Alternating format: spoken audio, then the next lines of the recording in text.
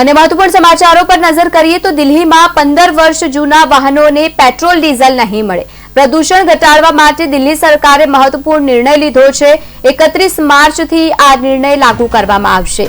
દિલ્હીમાં 31 માર્ચથી 15 વર્ષથી જૂના જે વાહનો છે તેને પેટ્રોલ અને ડીઝલ નહીં આપવામાં આવે। દિલ્હીમાં વધતા જતા પ્રદૂષણને ધ્યાનમાં રાખીને વાયુ પ્રદૂષણને નિયંત્રિત કરવા માટે દિલ્હી સરકારે આ પગલું ભર્યું છે। દિલ્હીના પ્રવાસન મંત્રી મનજિંદરસિંહ સિરસાએ શનિવારે આ જાહેરાત કરી અને તેની સાથે જ તેમણે કહ્યું છે કે આ નિર્ણય અંગેની માહિતી ટૂંક સમયમાં કેન્દ્રીય પેટ્રોલિયમ મંત્રાલયને આપવામાં આવશે। અમે પેટ્રોલ પર એવા ગેજેટ્સ લગાવી રહ્યા છીએ જે 15 વર્ષથી જૂના વાહનોને ઓળખશે। આવા વાહનોને પેટ્રોલ અને ડીઝલ નહીં આપવામાં આવે। શહેરમાં તમામ ઊંચી ઇમારતો અને હોટલો પર એન્ટ્રી સ્મોગ ગન લગાવવાની ફરજિયાત તેને લઈને પણ કરવામાં આવશે। આ નિયમ પહેલાથી જ અસ્તિત્વમાં છે, હવે તેનો કડક અમલ કરવામાં આવશે।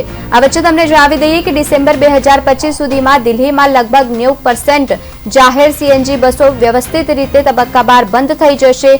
તેમની જગ્યાએ ઇલેક્ટ્રિક બસો દોડાવવામાં આવશે।